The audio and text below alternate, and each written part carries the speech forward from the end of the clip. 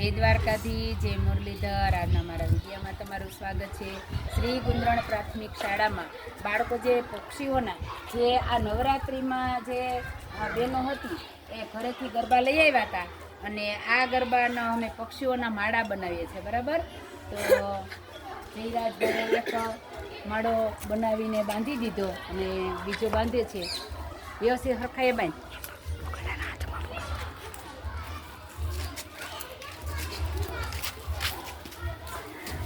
વ્યવસ્થિત બાંધજો.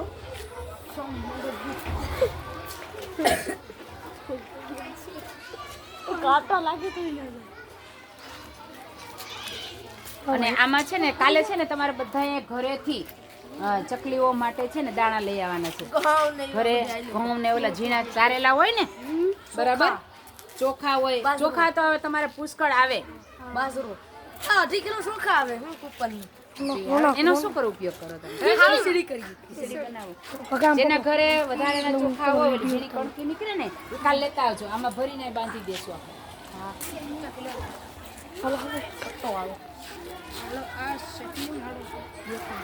કાલે લઈ આવજો બધાય. કાલે મધ્યાહન ભોજનમાં ઓલી કણકી નીકળી હશે ને એનો ઉપયોગ કરશો આપણે.